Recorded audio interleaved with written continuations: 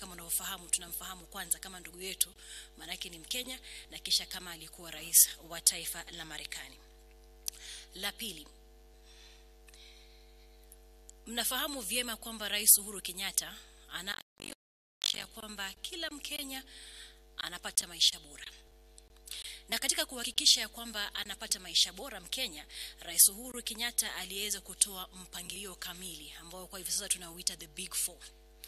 Na katika hali ya kuhakikisha kwamba azimio yake inatimika kufikia mwaka wa 2022, ameweza kufanya mabadiliko katika baraza la mawaziri, katika wadhifa wa makatibu pia, na vile vile ameweza kuteua mabalozi.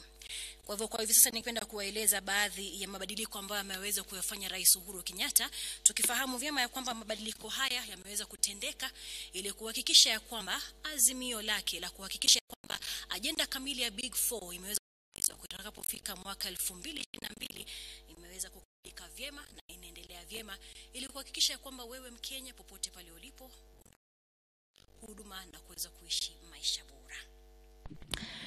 Basi la kwanza ni katika baraza la mawaziri. Mabadiliko ambayo yameweza kufanywa nitaweza kuyasoma katika lugha ya Kimombo, sitasema kwa lugha ya Kiswahili ili tuweze kuelewana. CS Adan A. Mohamed, he of the East African Community and Regional Development.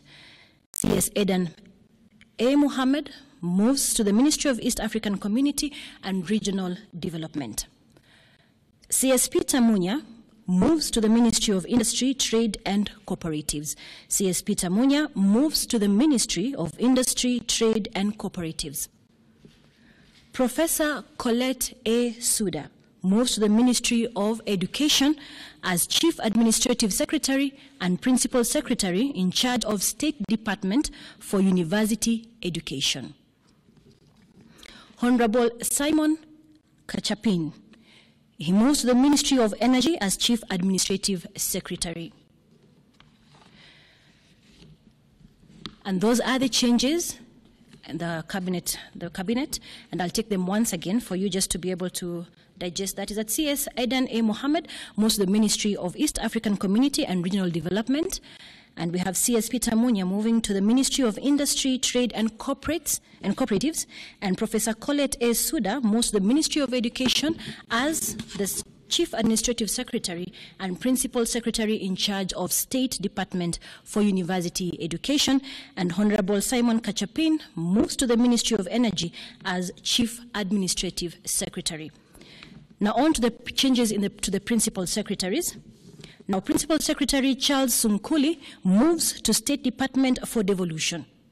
And PS Nelson Marwa moves to Social Protection, Pension and Senior Citizens Affairs Department. PS Zainab Abdallah Hussein moves to State Department for Correctional Services. PS Alfred Cheriot moves to State Department of Post-Training and Skills Development. PS Susan Mochache moves to the Ministry of Environment and Forestry. And Mr. Joe Okudo is reappointed as Principal Secretary for the Tourism State Department. Dr. Margaret W. Mwakima becomes PS State Department. Dr. Ibrahim M. Mohammed is reappointed and will be the PS in charge of State Department of.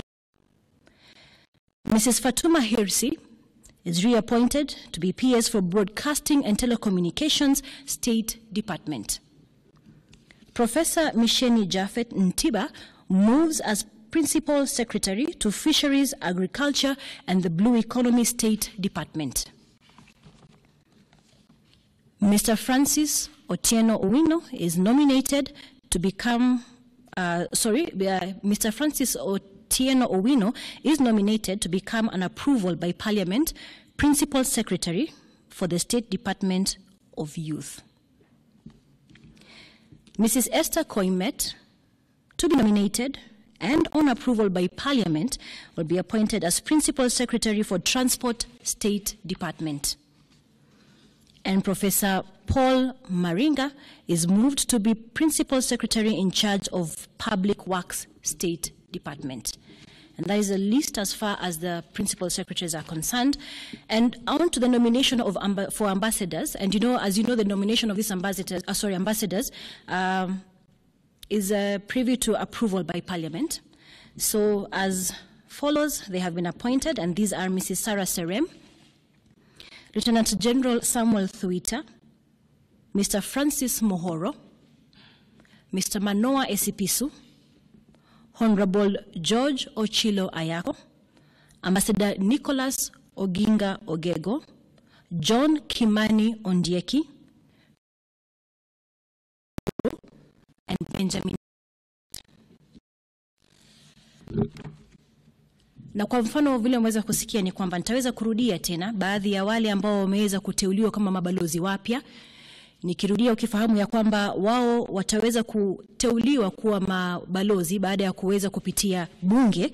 Nao ni Mrs. Sarah Serem, Lieutenant Samuel Thuita, Mr. Francis Mohoro, Bwana Manoa Esipisu, Mheshimiwa George Ochilo Ayako, Balozi Peter Nicholas Oginga Ogego, Johnson Kimani Ondieki, Chris Karumba Mburo, Benjamin Lagat. Kwa hivyo kama mlivyoweza kusikia ni kwamba aliyekuwa mkubwa wangu Bwana Manoa Esipisu ameweza kuteuliwa ili kuweza kuchukua wadhifa wa balozi. Kwa hivyo kama tangazo hili nimeweza kulifanya mimi kama kaimu mkuu msemaji wa rais na vile vile mkuu wa kitengo cha habari cha Ikulu. Ni hayo tu kwa sasa. Shukrani.